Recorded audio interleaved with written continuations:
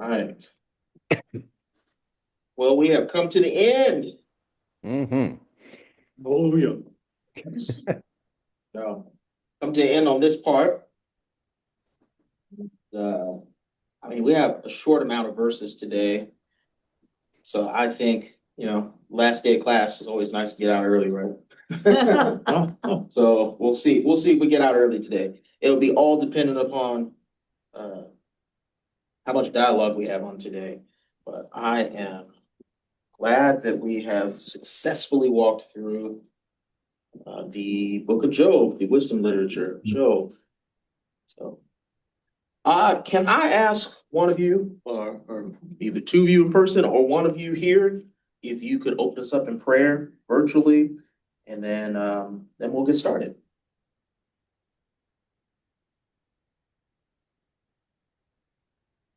Oh, I can't look at you this way. Oh, okay, buddy. I'll take care of it, Daniel. Okay. Let's go to the Lord in prayer. Lord, first, we thank you for this opportunity to be together, to share, to learn, to study. We thank you for Daniel and his leadership through the book of Job. And we just ask that you open our hearts to your word today. Amen. Amen. Amen. Well, given we have such a short amount of verses today, I thought it would be fitting to actually read all 10 verses so that we can hear the closing of the matter. We started off with the beginning of the reading at the beginning of our time together. So why don't I read these 10 verses? Then we'll walk through them. Job 42, verses 7 through 17. Hear the word of the Lord.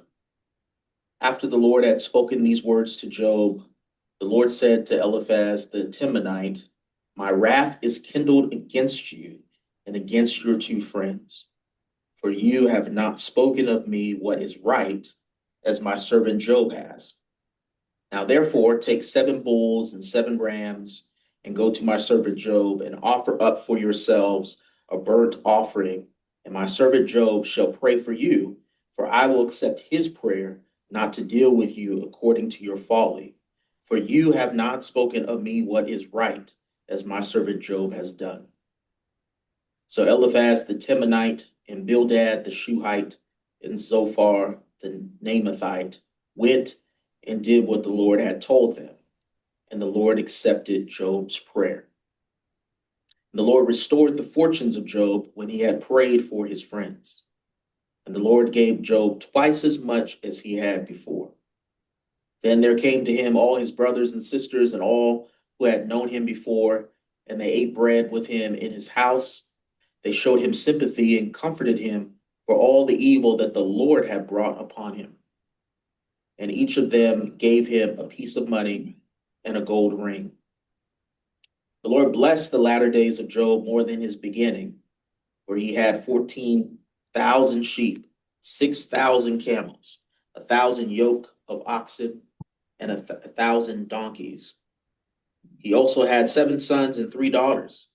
He named the first Jemima, the second Keziah, and the third Corinne Hapuk. In all the land, there were no women so beautiful as Job's daughters, and their father gave them an inheritance along with their brothers. After this, Job lived 140 years and saw his children and his children's children 4 generations. And Job died old and full of days. The word of the Lord. Thanks be to God.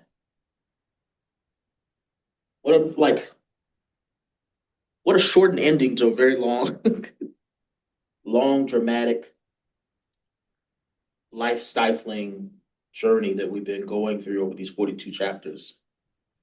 But what an unexpected ending. Yes. Well, Yes. Yeah, you want to say more? well, given how we started, Yeah. think back, nothing but problems, trouble, and death. And here we now have prosperity. Yeah. And something that some miss is that in these sections, we have Job beginning to function in a priestly role to a certain extent. So, Mm. any thoughts, Zoom family? One thing that kind of I don't know, amused or bemused me a little bit when I was contemplating the book was one of the themes that the Tanakh intro suggests is that speaking incorrectly about God is one of the main themes, and that the poet puts about 4 or 5 chapters of his poetry into the mouth of God. So isn't the poet potentially guilty of what he's criticizing or condemning in the Three Friends? So I thought that was kind of interesting. And also notice that the character Elihu disappears from the epilogue, so he's not touched on at all. So I just thought those are kind of interesting. Yeah. Buddy? Well, I thought it was interesting that throughout the theme that or one of the themes I think there was is that just because you were good and you do good things does not mean you are going to be blessed with lots of worldly goods. And in the end, all of a sudden, not only does he get what he had to start with, but he gets double that for being faithful to God. And I don't know that we can expect, just because we're faithful to God, we can't expect worldly riches from that. Yeah. It might be nice, but it's not necessarily going to happen. And one thing to highlight, though he receives material wealth, the loss of his children still sting. And the loss of all those losses in the beginning still stand. And he's changed. I mean, you can't go through those experiences and not change. But I just thought it was interesting that we come around full circle to me a little bit.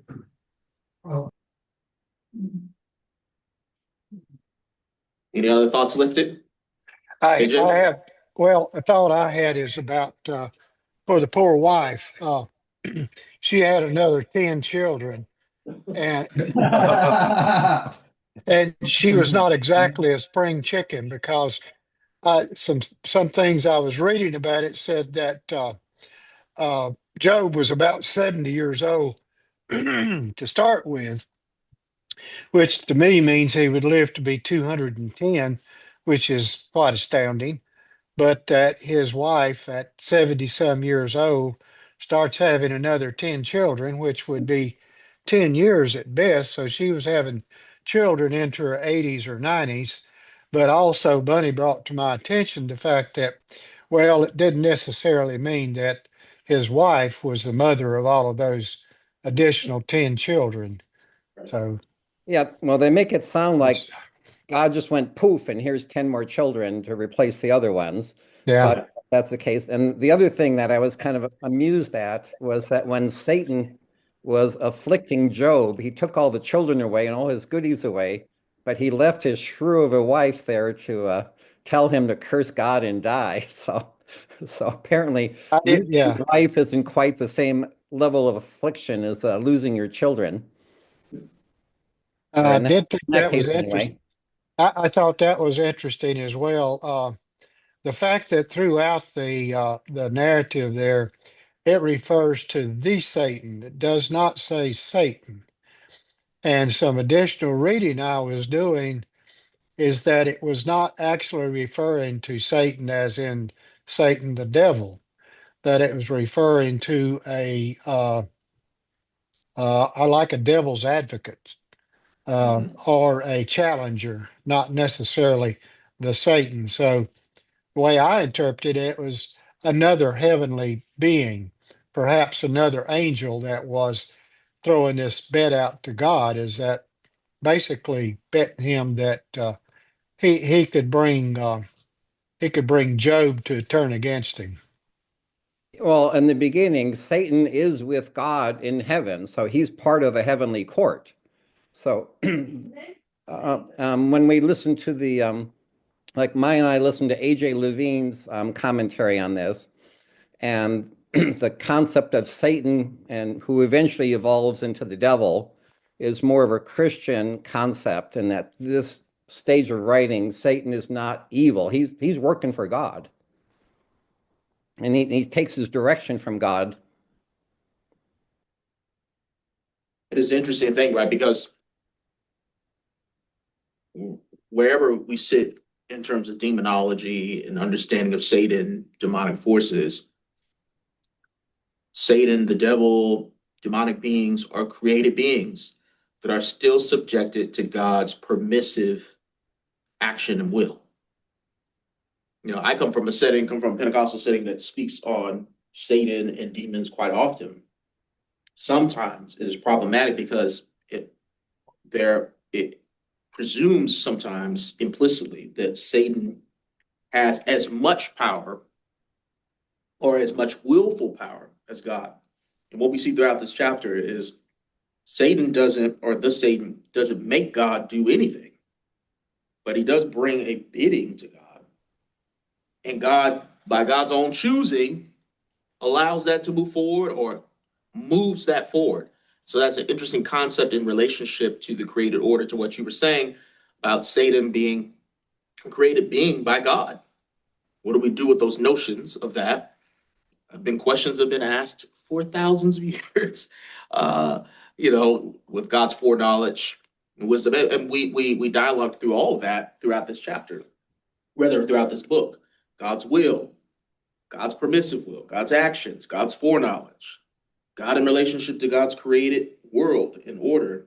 And so it's good to hear those thoughts lifted up about this action that's happening between the Satan or devil or created being, regardless if it is Satan or an angelic being. It is a created being by God, and that is something that we have to think through and process and work through. Some translations read Satan as the adversary. The adversary. Mm-hmm. That's certainly Yep. a problem, but it's not necessarily this overwhelming force of the devil. Yeah. Mm. I appreciate your thoughts so much. I just love engaging your minds, and so this is helpful.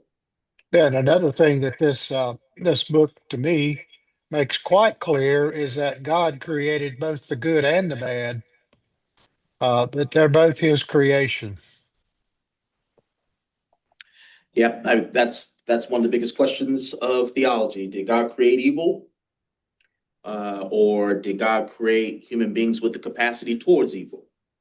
All right, and what does that look like in relationship to our free agency and will, which is interesting. Which we could add another 15 minutes to the time today to talk about free will and agency, and how does that play out in the life of humanity in relationship to God.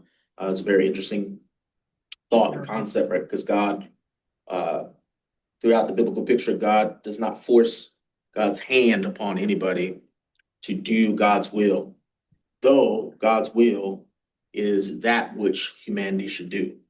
So it's an interesting concept, right? I mean, Genesis 1, Genesis 2, Genesis 3. When we get to 3, it's like, why did God even tell them what it was to tempt them? Then God gives them free will to disobey. God punishes them. So it's just this What was God thinking? yeah, what was God thinking? And I think we can think about that in relationship to this entire book, right? This poetic book. What is God thinking? And God gives us aspects of God's mind in the midst of this. It is interesting how in these 10 verses we get notions of God's listening ear to the dialogues that have been happening throughout the entirety of this time. In the previous chapters that we went through over the past 2 weeks, we get God alluding to the theologies of Job's friends.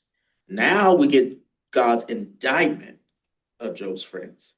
But the interesting play is that, to what you said, Jack, Job is lifted in some ways, it doesn't state explicitly, as blameless. So now we go back to the beginning of Job, where Job is named as blameless.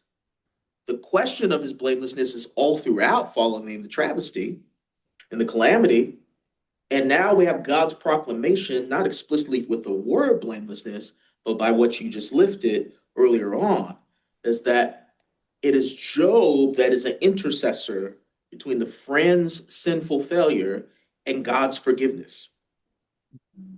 So the chapter starts, or the verses 7 starts, the Lord speaks these words to Job regarding Job's friends. And this is the first time that we hear that God is angry. God doesn't state anger against Job. God corrects Job, but it's never stated through the actions that God is angry. And we know you can correct someone and not be angered towards someone.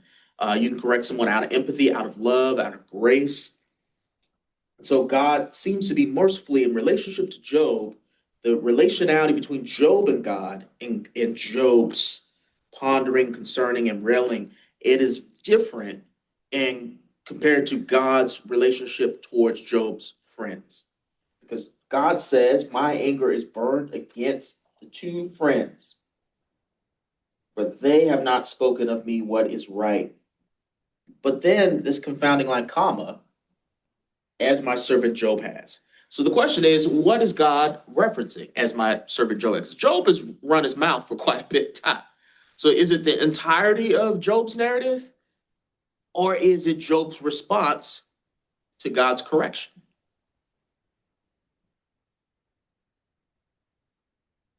What do you think? Maybe it's not the entire narrative that God is talking about in this space. But what happens immediately before these 7 verses? That Job has heard God, and Job does what? Yes. He repents, responds back. He turns from, he corrects. Well, the book begins in tragedy, but it ends in vindication.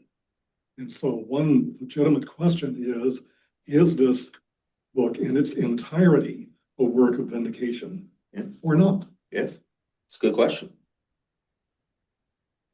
Can God vindicate through suffering? The evidence in Job is God can.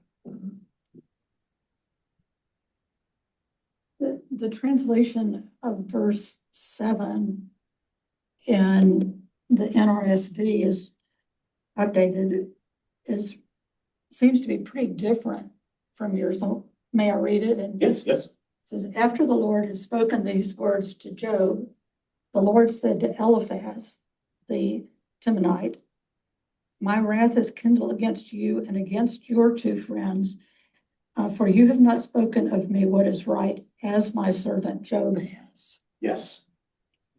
Maybe I misread on that. That's exactly what my translation says as well. So maybe I scrambled some of the words. Maybe that's okay. I'll take that. Yeah. But yeah, exactly. The NRSV says that the way I read it from the NSRV or NRSV. See, I'm scrambling words, so it's probably me scrambling earlier. And then I read from the ESV. And so the structure is similar to that. But yeah, exactly right. So he is indicting all 3 friends, but he's speaking particularly to Eliphaz after he has had his dialogue with Job.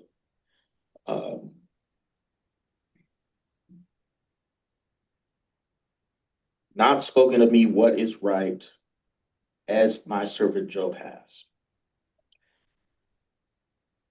The uplifting piece here that you've already alluded to is that God does not say, just make sacrifice to me. God says, burn your offering before Job. Interesting concept, right?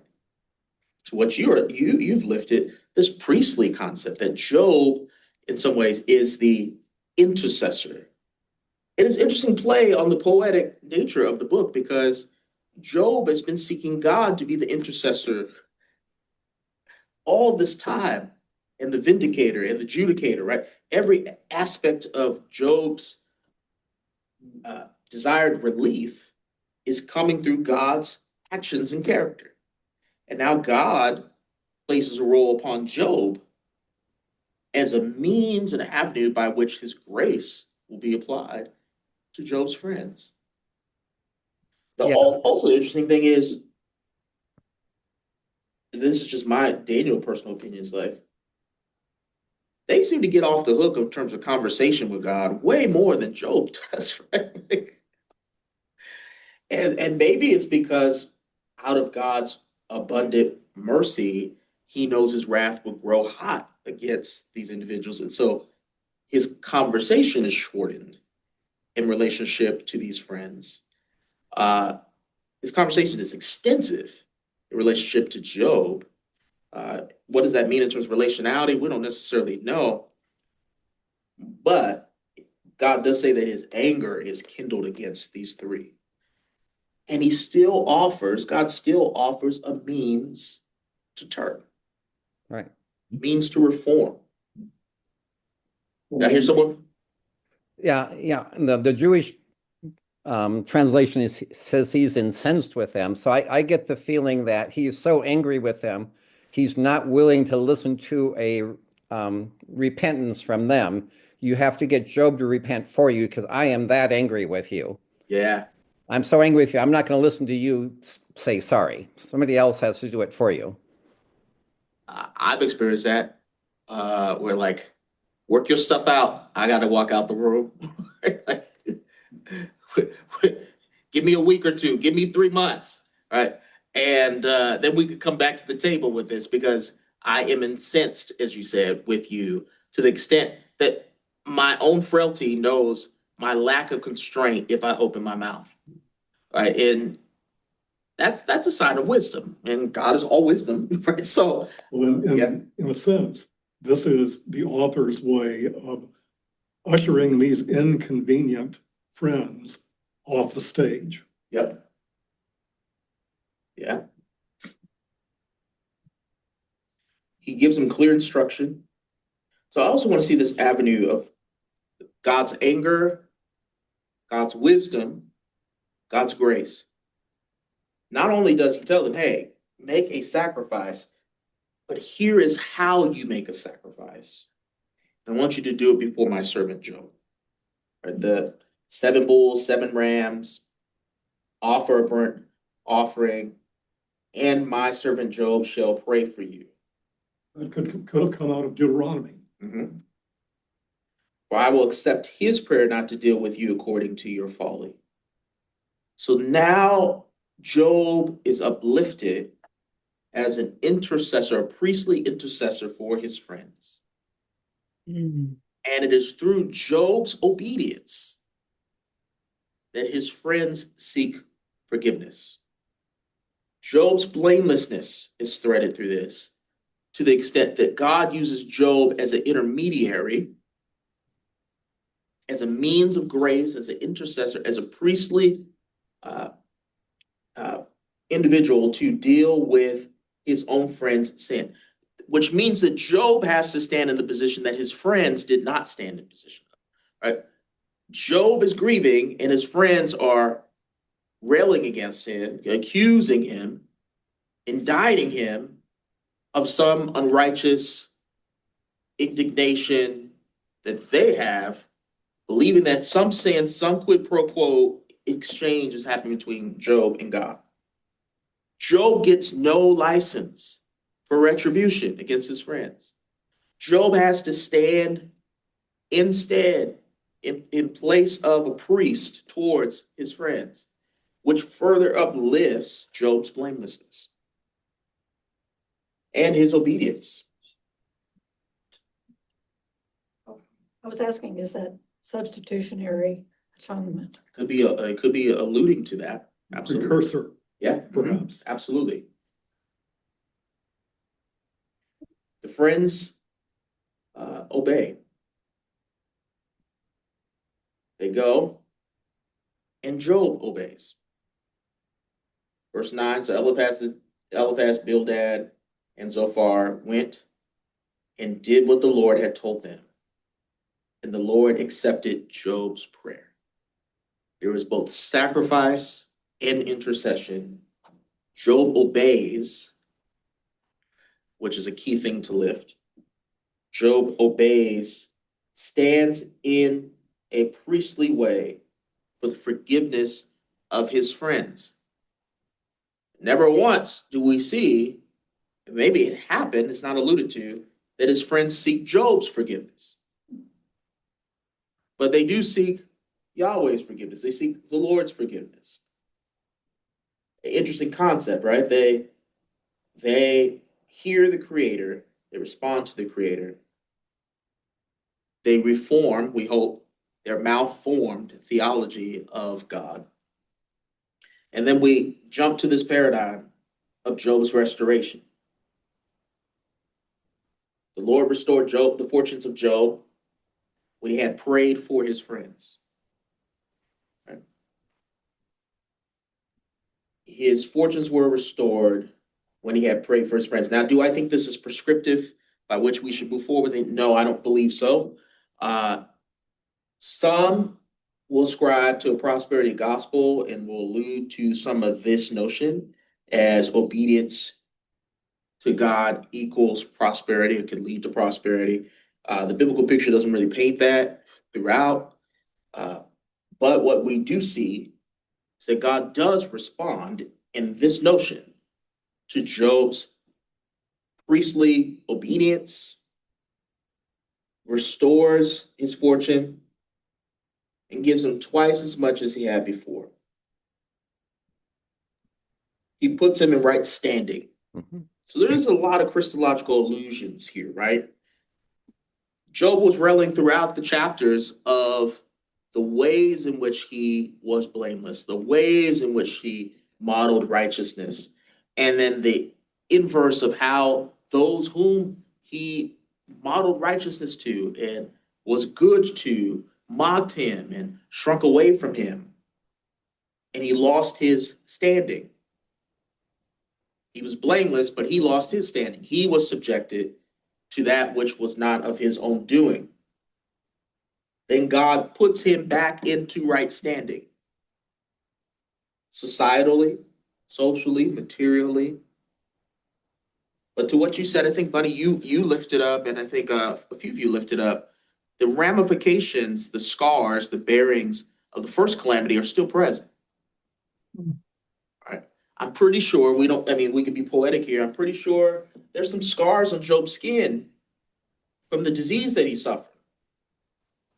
I'm quite sure that Job didn't get over the loss of his first set of children and his servants. I'm pretty sure that Job has some traumas or thoughts about how people treat him. I would be a little side-eyed if all of a sudden people want to treat me nice again. But when I was in my lowest of lows, right, people struck away from me and accused me of doing something wrong. A little bit like PTSD. Yeah. So what do we learn from that in relationship to, I think, the concept of suffering and still God's call upon us to be reconcilers, as Job is reconciling, very much similar to the Joseph narrative, right? Joseph experiences rejection, imprisonment, right, abasement, and then he's in a position of power and standing and forgives his brothers. They don't seek forgiveness, but he forgives them. Job seems to, through his priestly obedience to God, is also giving about forgiveness, but does not lose his conscious memory. It's interesting, like the anthropological nature of what we also get to experience about humanity suffering and the memory and the consequences of evil in our world that don't so easily go away just by obedience itself. There are many Christians in the world today that are faithful, obedient Christians who have lost everything in the Middle East. Faithful, obedient Christians who were gassed in gas chambers and cremated. faithful and obedient Christians who were called the N word and hung on trees. Right? It's a interesting notion to be obedient through suffering and also be obedient despite suffering and be obedient until or unto suffering. And we see all the notions of that throughout this entire book. Right? Like Job is actively suffering. Job has suffered. Job experiences the ramifications of suffering still. But then also Job sees restoration at the same time. Right? The Lord restored the fortunes of Job, and when he had prayed for his friends, the Lord gave him twice as much as he had before. And then came to him all his brothers and sisters and all who had known him before. So I just like, I don't know, I feel more like, think of the imagery of that. They were gone. They're not mentioned. Actually, his brothers and sisters aren't even mentioned. Right? What, and if that is more expansive and inclusive within kind of ancient Near Eastern culture or a literalist approach, whether that's neither here nor there, this group of people were glaringly silent throughout the entirety of this narrative. But now, part of that is that they're back. Job receives them. Right? Then came to him all his brothers and sisters and all who had known him before. And this is key to that reception. And they ate bread, right? Anytime we see an action of food or fellowship, we know that that is an act of communion or act of relationality with him in his own home. And as you've already pointed out, this is an echo of the Joseph story. Yes. Yeah. And they showed him sympathy and comforted him for all the. I mean, I kind of smirk at that. Where were you? And they showed him sympathy and comforted him for all the evil that the Lord had brought upon him.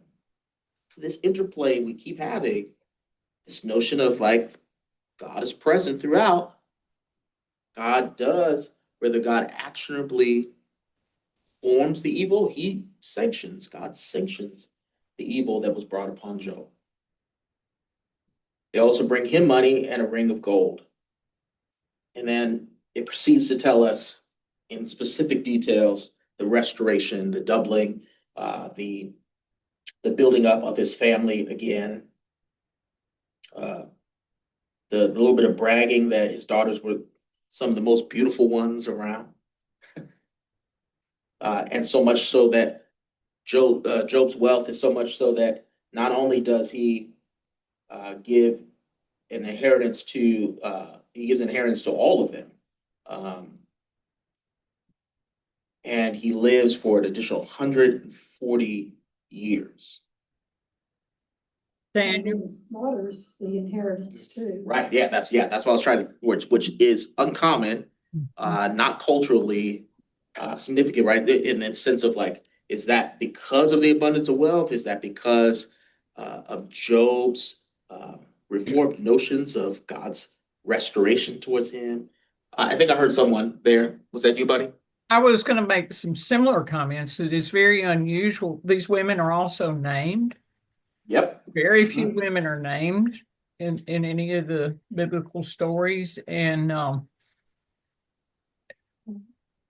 whether this is some part of the change in Job, that he just sees life differently, or some of the lessons we're supposed to learn from the story.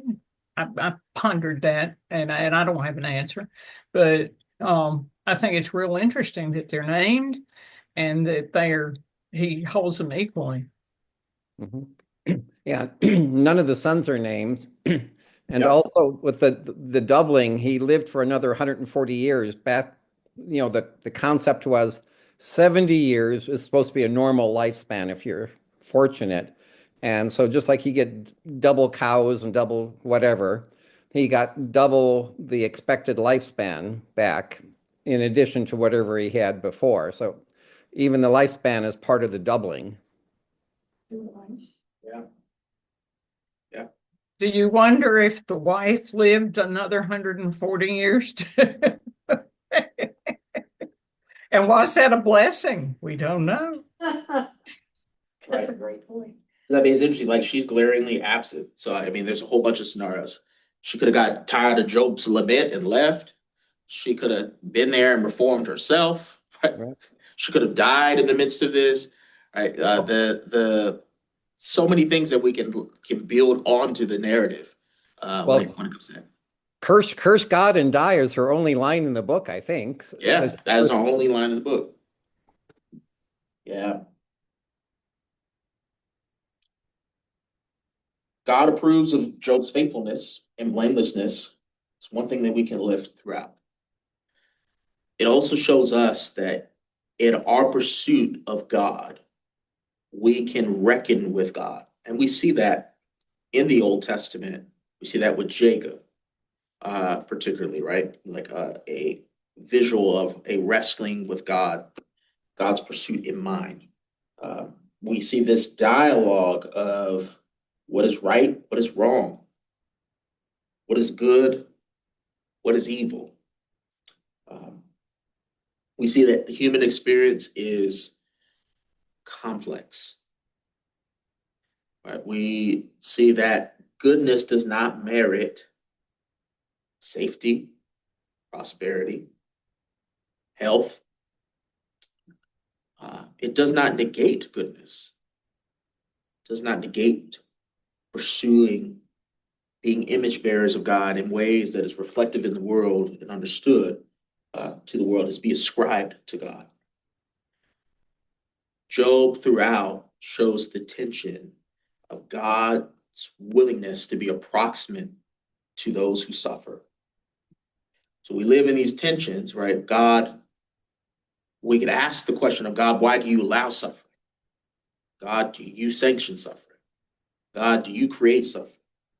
Those are huge questions by which many people are hindered to walk in the faith of Christianity because of those hinge point questions. I see suffering in the world. I've experienced suffering in the world. God has not responded to me in relationship to the questions I have about suffering, the equivocation of suffering and evil, and God seems distant in suffering for many. We also have stories and experiences both within the biblical picture and in our own lives that God can draw incredibly close in the midst of suffering. And then ultimately, I think we talked about a little bit of this post our time last time with a couple folks here, is that Christ sits right in the middle of both lament and hope. And that is accomplished through Christ's own suffering.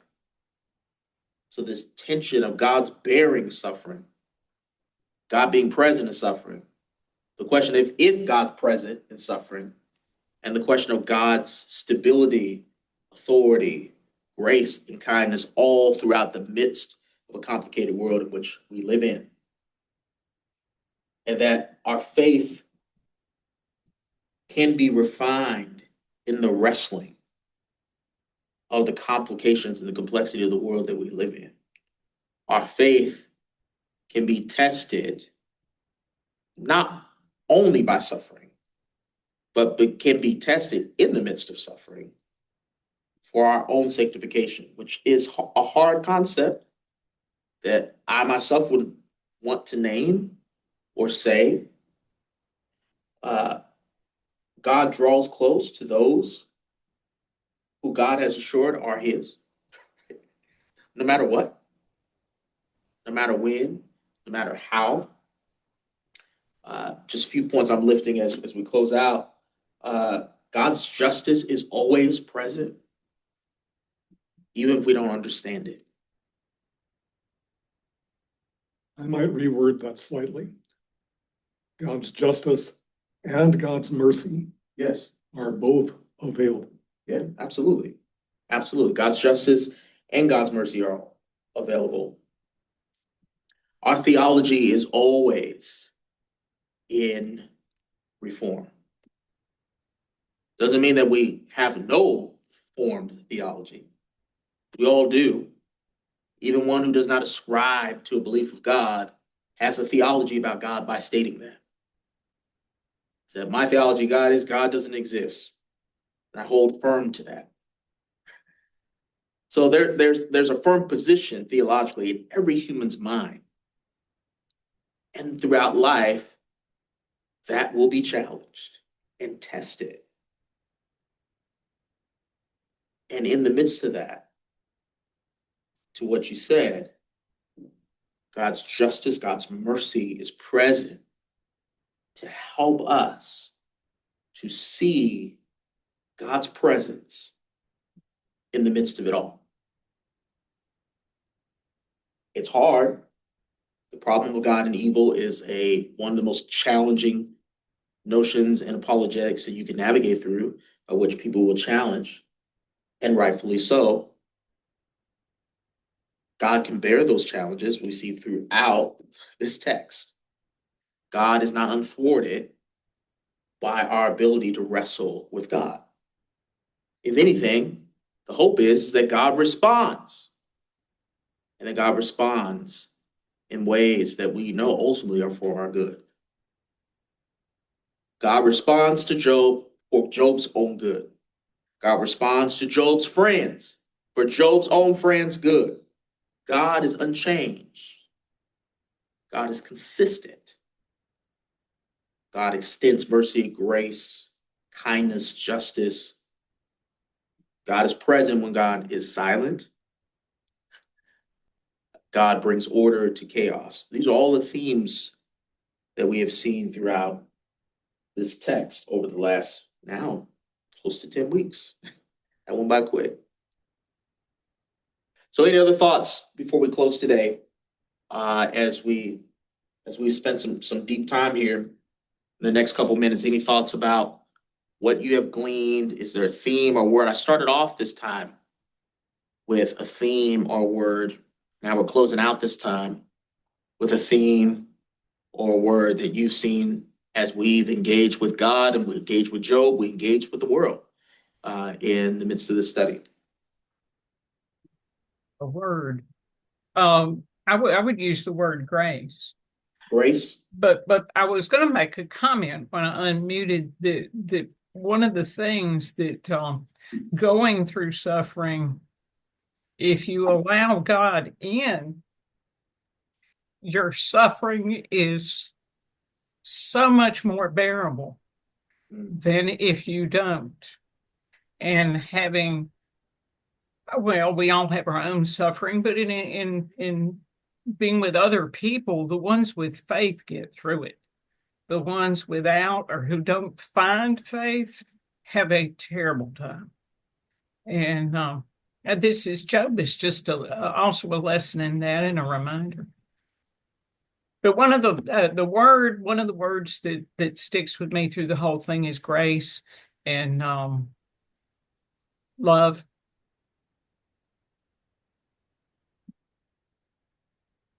Thank you, buddy. I think one word for me would be humbleness.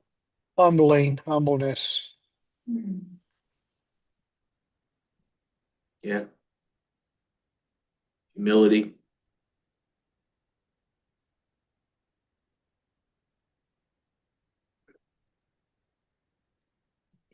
If you wanted some on a lighter side, it's a modern comedy that I think is partially inspired by the book of Job. If anyone's seen Trading Places, where the Dan Aykroyd character is stripped of all of his goods, and they're the evil the Duke brothers are the evil ones, are stripping him of everything, and in the end he gets everything back. But it's just a modern comedy. There's no theology in it. But if you've never seen it, it can can be a little just a fun watch, and I think it's partially inspired by the book of Job.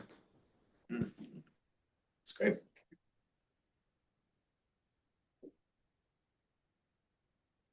Well, it's been a gift to be able to journey with you over fall. You're not getting rid of me. I'll be back in spring. And we'll be walking through a book, letter, or epistle in the New Testament. So that is still in decision mode. So I'm excited to share with that soon. We will have our adult forum coming up. We'll be walking through Advent. So I encourage you all in between these times, if you want to join, can join. I will be partnering with some of those aspects alongside Ryan. I am not done quite yet in the fall in doing some teaching, but we'll do a little bit as well. And I appreciated everything that you shared over these last several weeks. We've learned from each other. Most importantly, I hope is that we have a grander vision of who God is in the midst of the life in which we pursue Jesus Christ in. So thank you all. Next week, Adult Forum, if you want to join. And then coming through e-news soon should be where we'll be moving forward in. And I'll have some resources available for you too as well. So yeah, thank you all. Appreciate you all. Look forward to seeing you in Duke Chapel or seeing you online or seeing you at Adult Forum over the next few weeks. And if I don't see you before then, have a wonderful Thanksgiving and have a wonderful Christmas time. I will be basking in blue skies and palm trees for Christmas, but I will be here in California, but I will be here for Thanksgiving. So I hope you all enjoy your holidays.